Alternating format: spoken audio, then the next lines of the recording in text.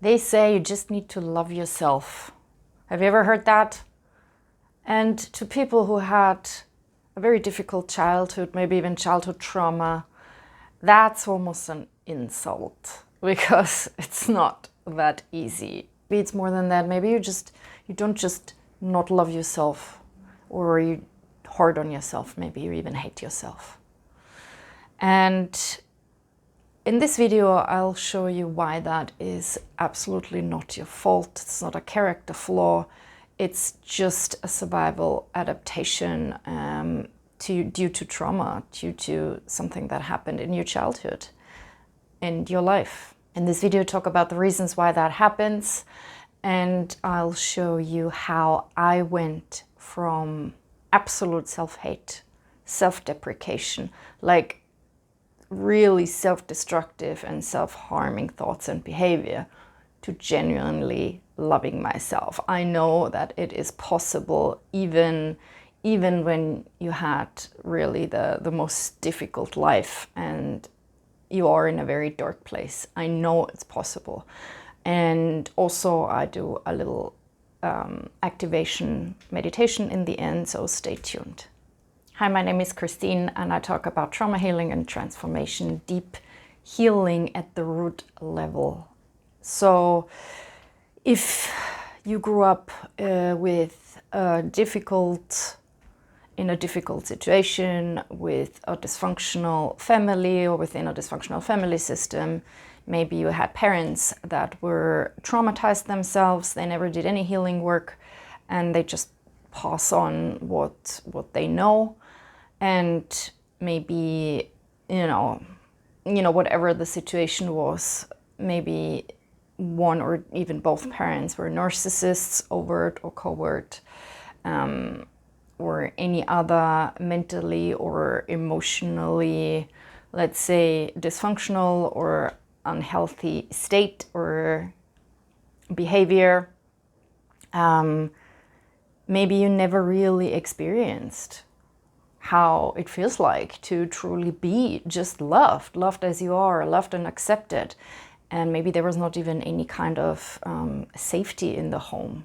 Maybe there was chaos and unpredictability if one or both of your parents were, let's say, I don't know, like volatile or alcoholics, and one day you got attunement and some sort of love and then the next day you were yelled at or even beaten. Also, if one or both parents were, let's say, emotionally extremely immature, all the way down to being a covert narcissist, then they would have used you as source of getting, their own energy from you. They would have not provided it for you. They would have not, even seen you as an individual, as a person in your own right. It's like you are theirs, they own you, and therefore you have to be there for them. It's not about you and your needs. There was never any care or interest shown in you and your inner world. No one ever asked you how you are, and what do you love, what are your hopes and dreams, or what are you scared of? It was always like, what can you do for them? You had to be available for them. You had almost to parent them, which is parentification, by the way, when you had to parent your own parents. And they were not capable to give you that love and that safety and that emotional attunement and that consistency that you would have needed to develop any kind of healthy self-love, any kind of self-worth, any kind of basic trust in the world even. So there is emotional abuse, there is emotional neglect, there is parentification, there is enmeshment, there is, any kind of psychological or even sexual abuse. There could be there could be all kinds of reasons why, you were severely wounded in childhood and why you could never develop self-love. So it's not your fault. If you were not loved for whatever reason, because your caregivers couldn't, they were just not capable, or they just couldn't give what they didn't have because they were never shown any love by their parents. So they maybe tried their best, but they just couldn't provide you with what you would have needed, which is some sort of unconditional love and acceptance. So if you were never given that, how would you know? How would you know how to do that? You cannot just love yourself, even if you heard that or people told you that or you read it in some self-help books. It's impossible, because you can't just have or do or give what was never given to you. It's like an empty well.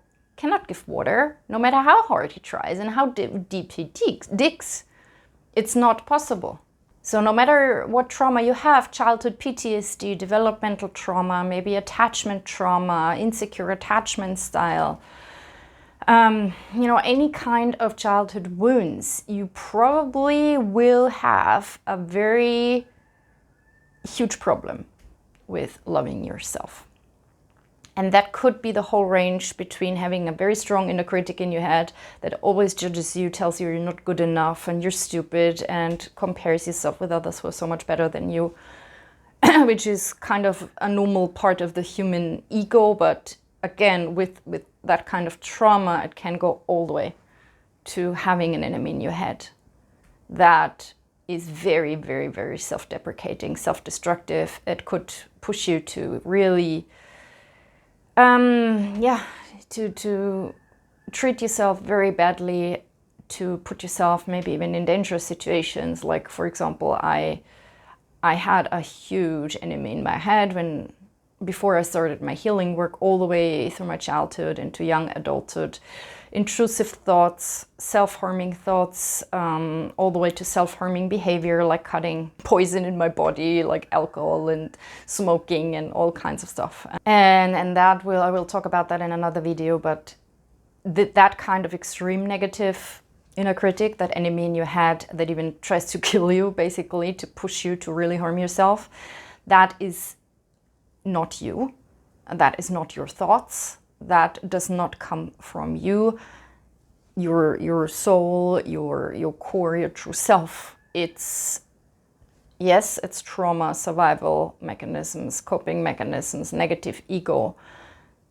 But also there is something else. There are dark energies floating around that can basically get to you and mask as your own thoughts.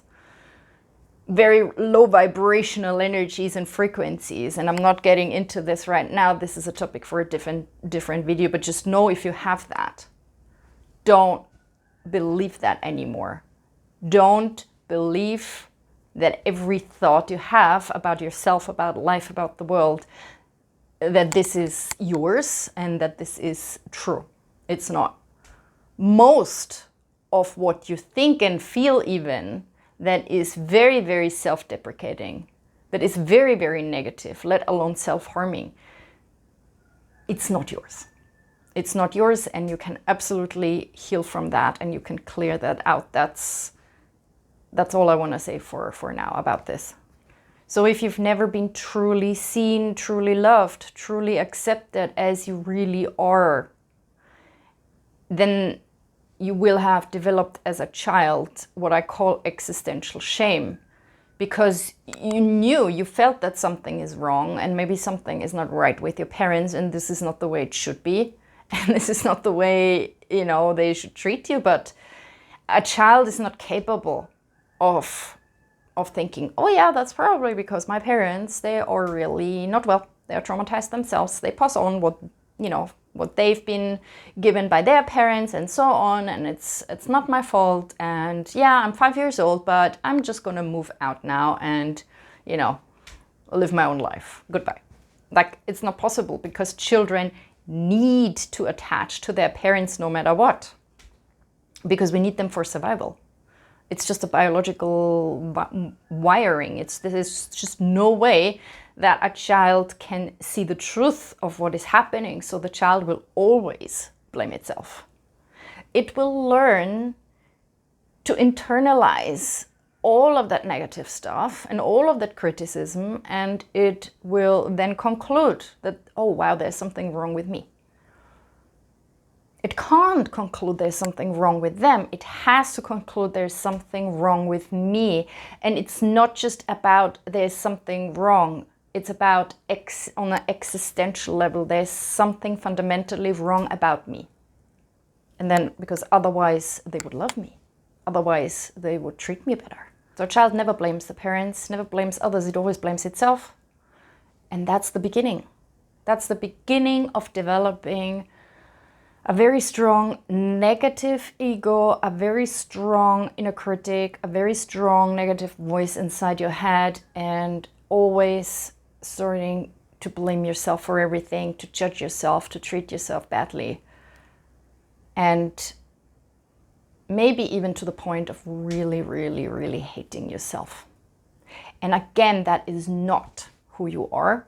That is not how it has to stay. It's not how you have to live your life for the rest of your life. There is a way out, because again, remember, that is not who you are.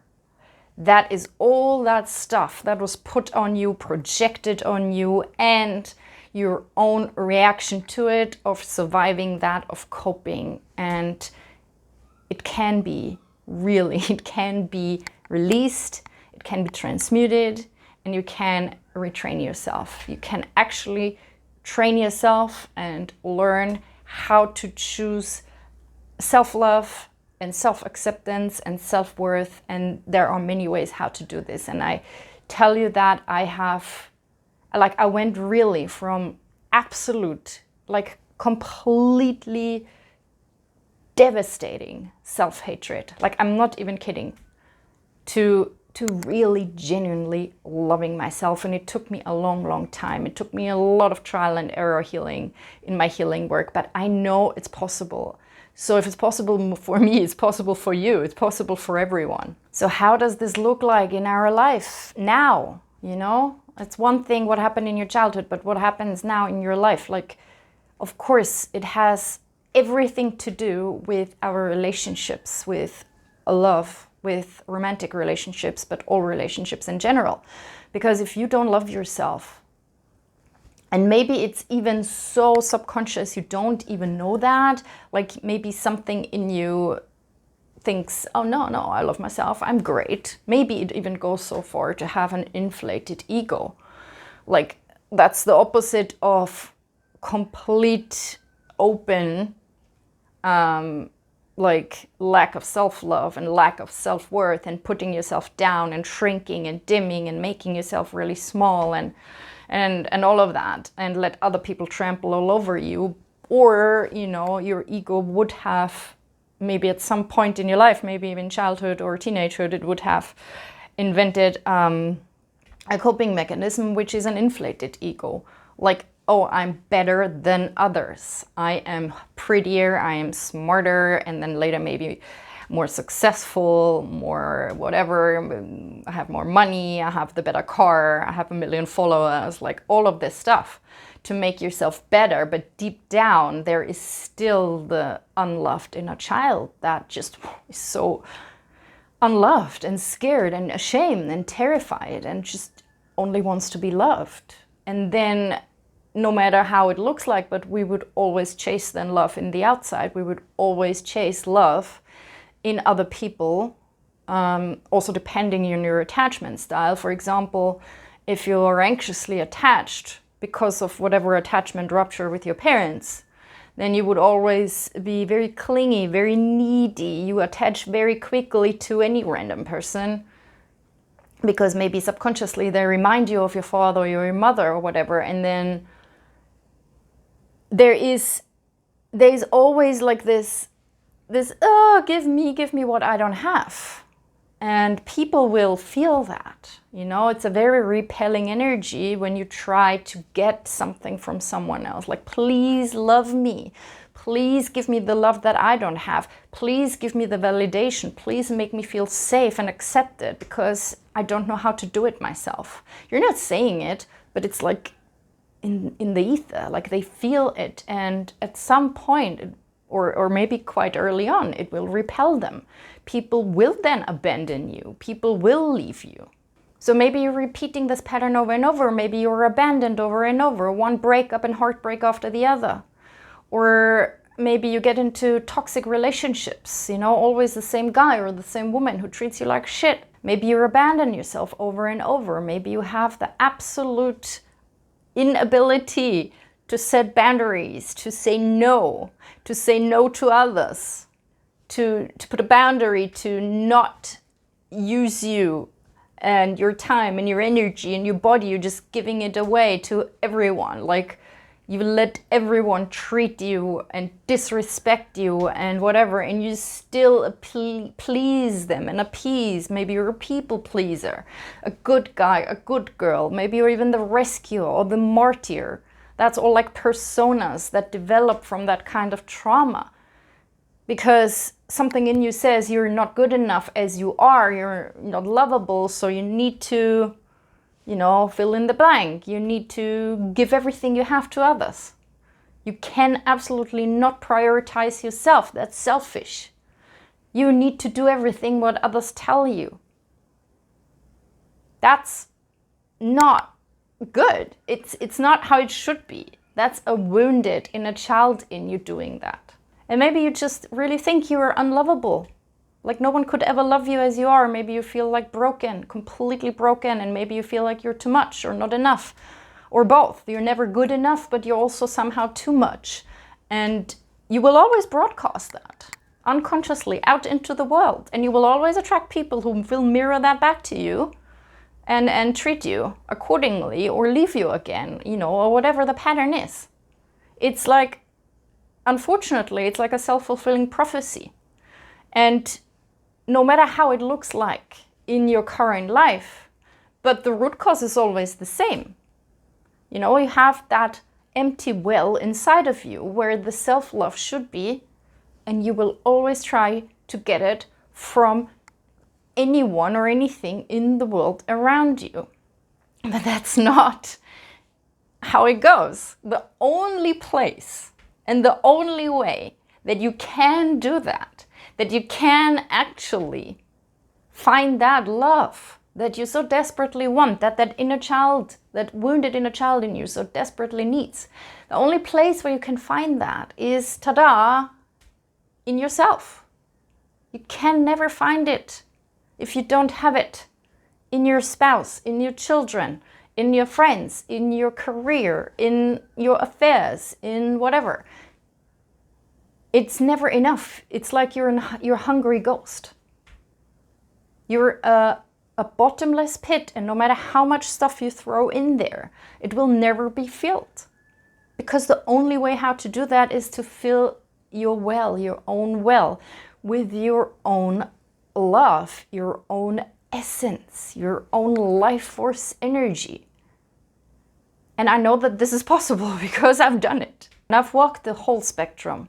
As I said, from having all trauma that I could imagine, from, on all levels, from all angles and all layers, to such profound self-hatred and self-destructive behavior and thoughts, to such profound emptiness, existential emptiness, heaviness and darkness inside of myself, to 15 years of trying to break free and healing and transformational journey, to now where I'm in my mid-40s, and only now I think I can really say that I genuinely love myself. But only because I did the work, and because long ago, before I even did any kind of healing work, luckily, despite all of these many layers and all of that stuff, there was always a connection to source, to my soul, even when it was convoluted, let's say, and contaminated, but some small sparks always came through. And it led me to the right things, to the right people. And then long ago, almost, I think it was in my, the first years of having left my country behind, the life behind and all of that, desperately trying to run away and to break free.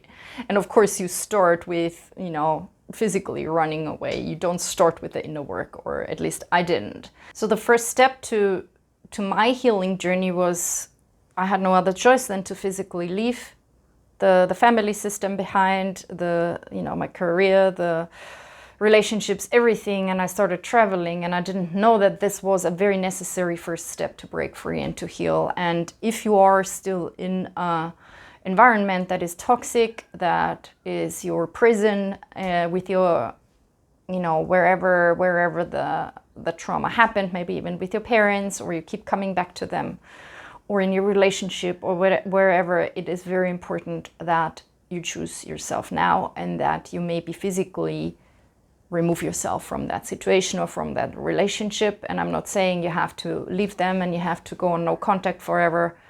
I'm not telling you that at all, but I think for some of us it might be absolutely necessary to just leave, however that looks like. Like, I'm not telling you have to do it my way, that you have to leave everything behind and you have to become a nomad and you have to travel the world for a decade, unless that's your calling. But I think it is a very good first step to remove yourself from the war zone, however the war zone looks like, because it's very, very difficult to start healing, let alone to, cultivate self-love when you're still full in it. The next thing I think is very important, is to stop your numbing and distraction techniques. Let's say, it's just too much, all that pain and all that negativity in your head and all that negative heavy emotions, and you don't want to deal with it and you just escape. Like, whatever your preferred method of escapism is, or numbing, or, alcohol or drugs or sex or shopping or whatever it is, like, become aware of that. Because it's very hard to start healing and doing the work when you're still full on in your old numbing behaviors and you're still trying to run away. It's about learning to turn towards that instead of running away from it. Because self-love does not mean any kind of, fluffy love and light platitudes or of affirmations in front of the mirror, or maybe that can help, but, or taking bubble baths, or taking yourself out on a date, or buying yourself some flowers. All of that can be a nice thing, but that's not really what self-love is. Self-love, more than anything, is first to choose yourself. Prioritize yourself. And if that makes you feel uncomfortable, then I invite you to really feel into that. Do you feel guilty when you choose yourself? Do you feel guilty when I tell you that it's okay to say no to others? It's okay to remove yourself. It's okay to do something that you always wanted to do. For example, maybe you always wanted to travel the world, or have a sabbatical, or move to a different country, or go on a retreat. Do you feel guilty? Because that is not you. That's them and that's their stuff, and it has nothing to do with you. You have every right in the world to make your own choices and to choose yourself. And you have to choose yourself, actually, if you ever want to have a good life. If you ever want to have true love and happiness and joy and good relationships and abundance and all of that, you have to choose yourself first and foremost. Your self-love, your healing, your well-being. You have to prioritize yourself. And true self-love also doesn't mean, again, it's not fake positivity. It's not fake anything. It's not love and light, la la la, and let's just not talk about the bad stuff ever and pretend they don't exist. And it's nothing like that. True self-love starts, again, choosing yourself and prioritizing yourself. And especially, it starts with not abandoning yourself anymore. The next time someone says something to you, or does something, or disrespects you, or oversteps your boundaries, or maybe because you never set any, just become aware of that and choose to stand up for yourself and to speak out and to protect that inner child in you that feels so profoundly abandoned and unloved. You have to start somewhere. So choose to not abandon yourself and your inner child anymore in real life. Be present with whatever happens, with your own feelings, with your own thoughts, with everything that comes up. Don't numb anymore. Don't run away anymore. And choose to set boundaries from now on. To these people who drain your energy, who don't love you, who don't respect you. Maybe they tell you that you do, but their actions prove otherwise. Even if it's your own family, even if it's your own parents, it's probably them. Then more than anything, you have the right to say no. Choose yourself. Don't abandon yourself anymore. Self-love, of course, also means self-compassion. Compassion with yourself, more than anything. Compassion with yourself and knowing that you always did the best you could with what you had, you know? And even if you blame yourself for a lot of things that you might have done wrong in your life that you regret now, but just know that it's not really your fault. You just did the best you could. And so self-forgiveness, self-compassion is of course a part of self-love. And allow yourself to rest. Allow yourself to take time out. Allow yourself to take time for your healing. Allow yourself to say no to others and to their demands on you, on your time, on your energy, on your body, on whatever. And stay with yourself. Just stay with yourself and with all that is coming up from now on. Because that hurt inner child in you needs a safe home. A safe home it never had. A love that it never had and a safe home it never had. So you need to become that love, that loving parent and that safe home for that hurt inner part in you, for that hurt inner child in you. And it will not work if you keep abandoning yourself, if you keep saying yes when you actually mean no, if you spend time with people who don't treat you well, and all of these things. If you stay in relationships, environments, jobs that you actually hate, or that really don't feel good, that's not how healing works. Like, you have to look at all these things first, and you have to choose yourself first, and you have to choose. That's how it all starts. You choose self-love. It's not a magical fix. You will not suddenly love yourself like, da, no. But it starts with one conscious choice. One conscious choice that comes from your sovereign free will and from your heart overrides any subconscious choices that you ever made as a child or whatever. That was just a reaction to all that wounding and that trauma that happened. And it brought you here. It made you survive that life for the last, whatever, 30, 40, 50 years. But now you make a conscious choice. If you want, you don't have to, of course, but if you watch that video, I guess that you want to. So choose yourself, choose self-love right here and right now. It starts with one conscious choice at a time. And choose to love all of yourself, all of your, whatever you think are your flaws, you know, all of your whatever, how you think you're not enough, and all of your messiness and your messy emotions and all these limiting beliefs and thoughts and the mess in your life and your shitty job and your broken relationship and your shitty friends, like whatever it is, like, it's okay. It's okay. Just love it all. Choose to see it, accept it, and love it all. Your whole mess, bless your mess. It's yours, and therefore it's beautiful. It's human.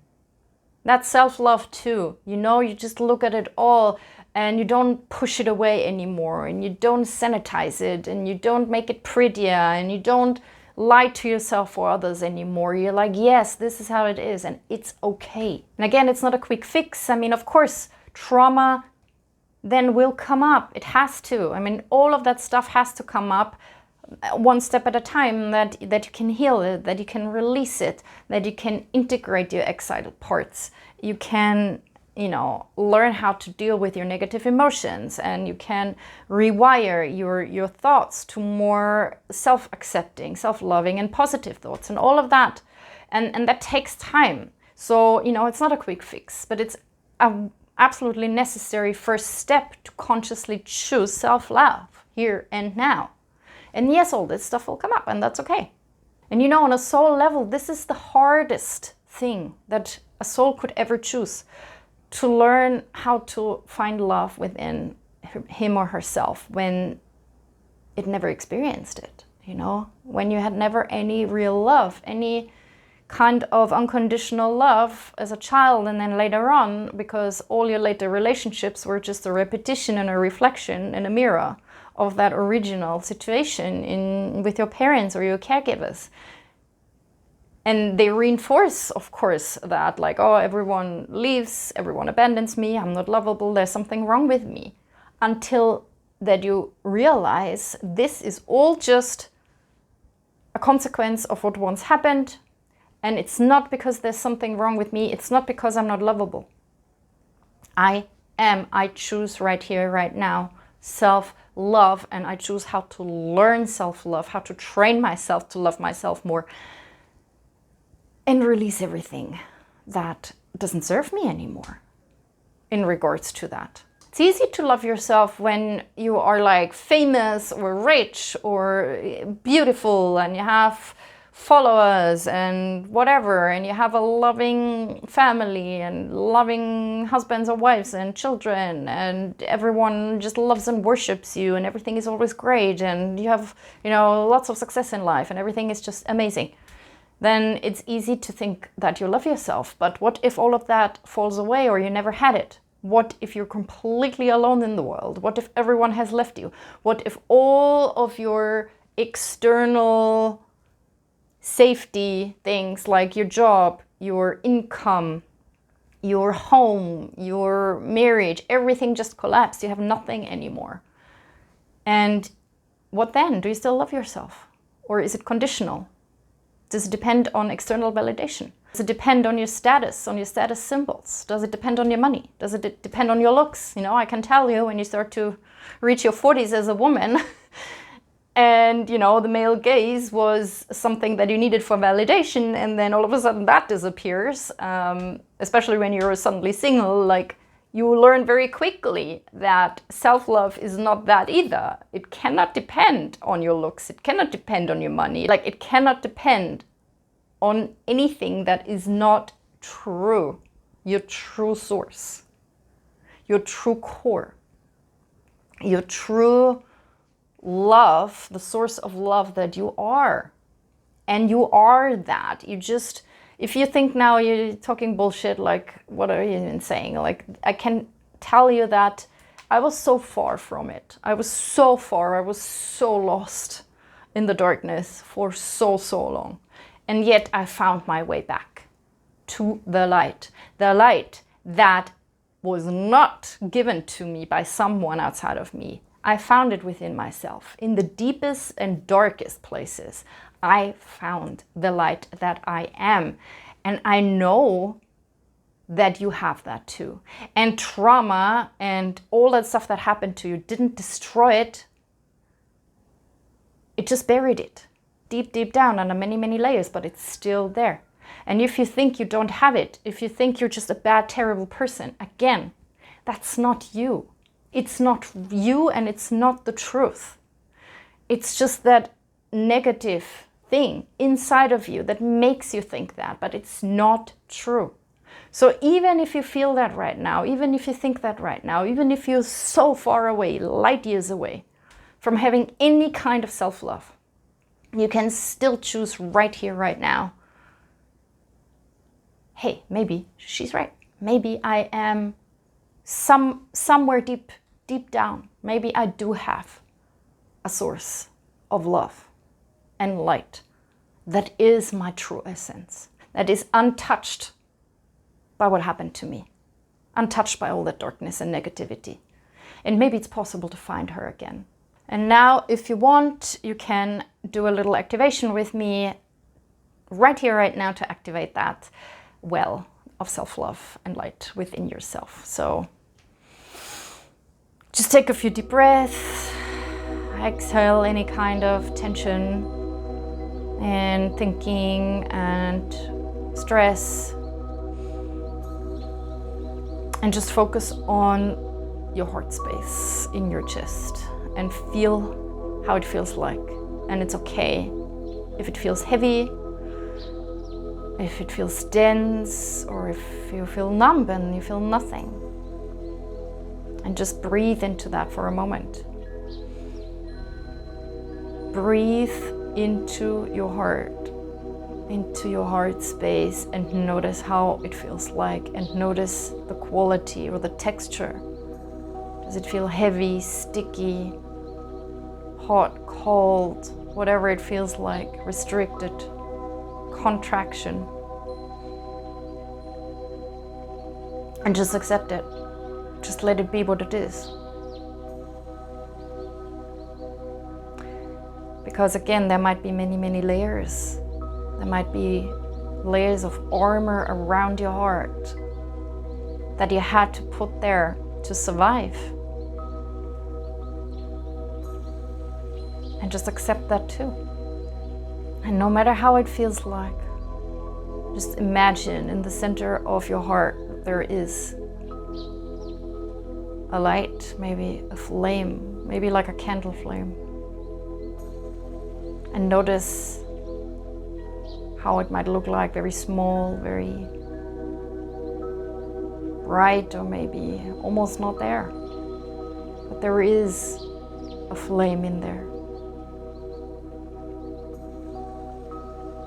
And if you can find that flame, just breathe into it and try to make it a tiny bit bigger, a tiny more bright. And let that flame, if you have it, let it grow inside of you and feel into it. And maybe you feel a bit of warmth now, but if not, that's totally okay too. But just know it's there.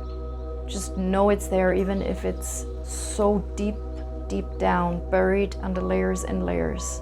It's still there. That is the light and the love that you are. It's not gone. It was never gone. It was always there. And stay with that light for a moment.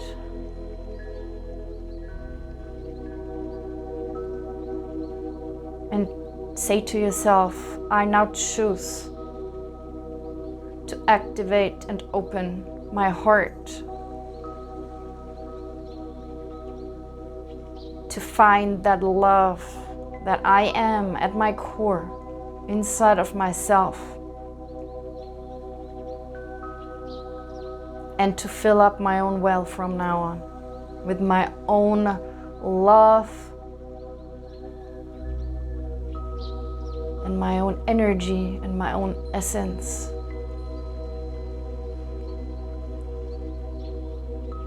And while you're breathing into your heart, and take your awareness from your heart up through your throat, through your head, out of the top of your head, upwards. Maybe you see a beacon of light and you follow that up, up, up. Because your heart is connected to your soul, to your higher self, to your oversoul, to the divine source that you are a part of, a divine spark, and you're not separate from it. And that is who you are. You're an expression of that spark, of that divine source, of that love and that light. You are that, even if you don't feel it and you don't believe it and you don't trust it right now, and that's okay. But this is the truth.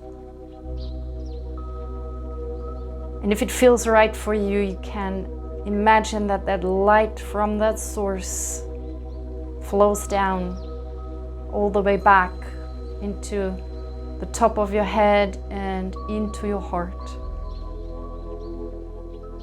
And you breathe it into your heart.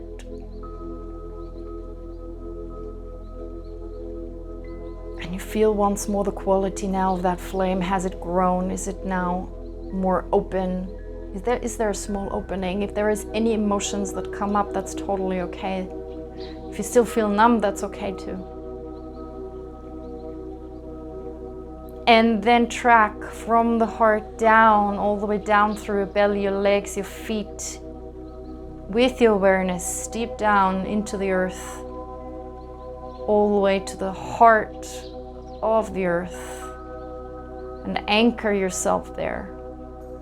We are all sustained and carried by our Mother Earth without really ever thanking her for it or being aware of it, but she's always there, and it's a great source of nourishment, of love, of abundance. So if it feels right for you, just bring up that nourishment, that light up all the way back from your feet all the way into your heart, and breathe that into your heart. And know that you are an open channel, a bridge between heaven and earth. And know that you can find that source and that well of love inside yourself. And you don't need to chase it anymore. You don't need to chase it anymore in the world around you through others and men or women or money or success. All that can happen, of course, once your well is full.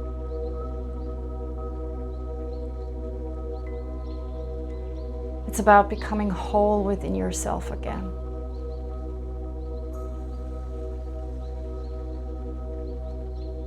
So once more, feel into your heart, and with your intention, choose to keep your heart open from now on, to open it always more, to cultivate that love inside of you. That is not something outside of yourself, it is you. And to fill yourself up with it. And only when your well is full and you're overflowing, you can truly give. And just tell yourself, either silently or aloud, I choose from now on to love myself completely and unconditionally. To accept myself, all of me, and to never abandon myself ever again. And if it feels right for you, then ask in your angels, your spirit guides, your higher self, God, universe, whatever feels right for you, for support. To support you from now on with that journey to self-love, with opening new doors for you, send you more positive and loving and helpful people into your life and situations and opportunities. And tell yourself you're willing to do the work. Yes, you're willing to do the healing work. You're willing to find your way back. Back to the light. Back to love. Back to home. Because you are your own home. And a last deep breath. And an exhale. And feel your feet on the floor or sitting on the chair or wherever you are, and open your eyes again. And if you like, shake it out, shake it out. It's always good to do a bit of somatic embodiment after doing some inner work. You can dance, you can jump around, you can shake, you can, put your feet on the earth or go for a little walk or hug a tree. And I hope this was a bit helpful for you, and please know that you're absolutely worthy and you deserve it. You deserve your own love. You deserve love. You deserve all the love and the joy and the happiness and the good fortune and the peace and the freedom and the bliss in the world. Of course you do. We all do. But it needs to start with your own choice, choosing yourself and choosing to love yourself. Because if you don't, no one really will. You need to start within yourself. Everything else is just a reflection of your inner state. Everything around you, everything in your life is just a mirror of your own inner truth. And if your truth is, I hate myself, I don't deserve it, I don't deserve love, I'm unlovable, you will always attract that. So change not by chasing the next guy or girl or thing or job or whatever. Change by starting within. And that's the only way to do it. As within, so without, not the other way around. I send you so much love. And yeah, please, if that was of any value to you, please like and subscribe or comment. Help me grow my channel so that this reaches more people, the people who need to hear that. And yeah, I'm very happy to hear from you, and I send you so much love. And have a great day. Bye-bye.